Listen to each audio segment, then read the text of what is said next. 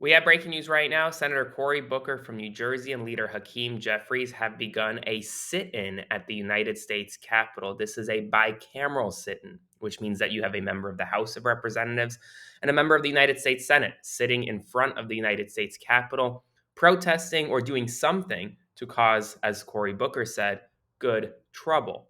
Now, what we know right now about the sit in, which started at around 6 a.m. this morning but has been going on for a few hours and is expected to go on for several hours, is that Senator Booker and Leader Jeffries are protesting the House Republican budget plan, which will be started to discuss this week.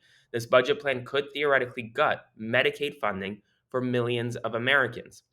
And while Leader Jeffries and Senator Booker are currently, as we speak, in front of the United States Capitol, speaking with fellow members of Congress, with members of the public, members of influential nonprofit groups, unions, etc., and I'll have live coverage throughout the day. Now, I may even go over there this evening if they're still there. And knowing Senator Booker, he can go for a long time, as we saw on the Senate floor. So I'll keep you updated, keep you posted throughout the day, but action is happening on Capitol Hill. Now, a lot of folks have asked, well, how can you support my work? Well, it's a good question. The easiest way to do so, click the button below, become a paid subscriber to my Substack today, or you can send a one-time donation via Venmo to Aaron-Parnas.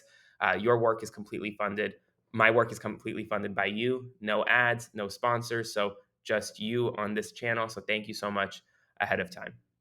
In addition, Wisconsin Governor Tony Evers has issued guidance directing state employees to limit cooperation with ICE unless agents present a valid judicial warrant.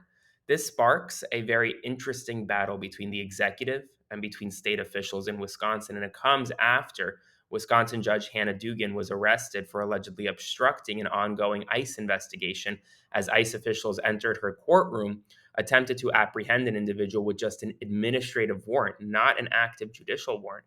And well, now, after there was some discussion over whether or not that was even valid and the individual left the courtroom, Judge Dugan is now under arrest, and her arrest shot is being paraded on the internet, likely in violation of DOJ policy.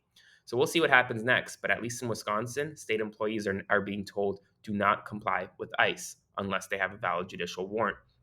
Amazon sellers are significantly increasing prices on hundreds of popular items with average hikes nearing 30%, all in response to Donald Trump's tariffs. A lot of people have forgotten that tariffs remain in effect for countries across the globe. You have 10% tariffs, reciprocal tariffs across the board on over 100 countries. You also have the 145% tariffs on China, which are impacting specifically electronics, toys, clothing, textiles. I mean, a whole host of things that aren't necessarily exempted. Some electronics are exempted, not all of them. For example, Ancar, which produces headphones, wires, things like that, well, they've raised their prices about 25%. And Amazon sellers aren't the only one. Temu and Shein and other sellers on the internet that sell products to the United States are also raising prices after the Trump administration essentially removed or closed the de minimis exemption loophole, which essentially allowed exporters from other countries to import product into the United States under $800 without paying a large duty. Mississippi Governor Tate Reeves has recently advocated for reductions in federal programs, specifically a reduction in Medicaid. Now, this is interesting because Mississippi is one of the poorest states in the nation, just by pure statistics. Many of its residents rely on Medicaid to survive. And while the governor of Mississippi, Tate Reeves, is now saying we should cut Medicaid, I mean, it's not surprising. He has vetoed multiple state bills that would have expanded Medicaid within the state of Mississippi, citing concerns over increased costs and potential reductions in federal funding. But nonetheless, the people of Mississippi are going to be the ones that suffer here.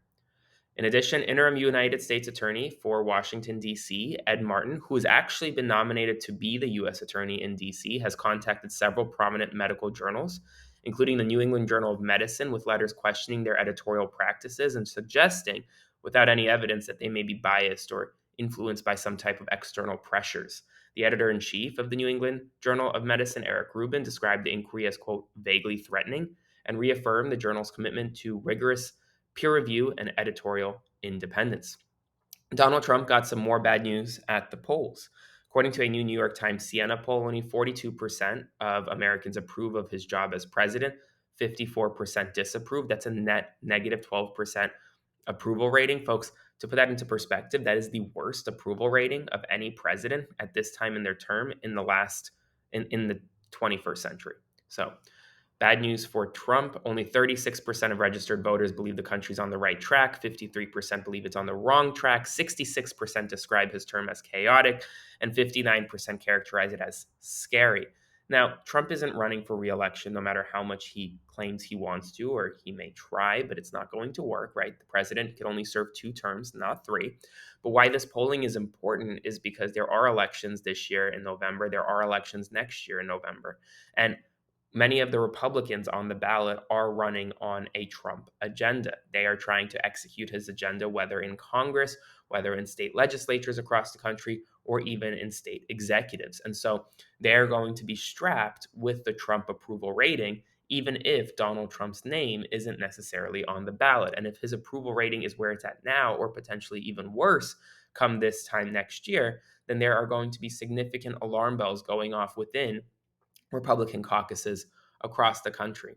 We have some bad news this morning out of Canada where a driver rammed a car into a crowd at a Filipino heritage festival in Vancouver, killing at least 9 people and injuring several others. Festival goers helped detain the 30-year-old suspect. The motive right now, as it stands, is unclear. Donald Trump has declared that American military and commercial ships should be permitted to traverse the Panama Canal and the Suez Canal without incurring any fees. He asserted that these canals, quote, would not exist without the United States of America and directed Secretary of State Marco Rubio to act promptly. It's unclear what acting promptly means. I mean, I was at the Panama Canal recently, and I will say this. It costs hundreds of thousands, if not millions of dollars in fees for ships to traverse through the Panama Canal. That is one of the biggest generators of income for Panama's economy. So, given this position change from the Trump administration, we'll see if Panama acquiesces. The Trump administration's Justice Department, led by Attorney General Pam Bondi, has rescinded a Biden era policy that protected journalists from being compelled to reveal sources during leak investigations. This is just yet another attempt by the Trump administration to potentially go after independent or even mainstream journalists in an effort to try to potentially hold them in contempt of court, throw them in jail, subpoena them if they don't give up their sources. And finally, folks, China has recently asserted control over Sandy Cay, which is a small but significant sandbank in the South China Sea, which has intensified tensions with the Philippines. Recently, the Chinese Coast Guard placed the national flag on Sandy Cay, declaring its sovereignty. That's all the news right now. There'll be more news throughout the day. I'll be providing you live coverage about the Booker Jeffries sit-in. So stay tuned. If you want to support my work, click the button below, become a paid subscriber to my Substack today, and I will see you once again this evening. So take care and have an amazing Sunday, everyone.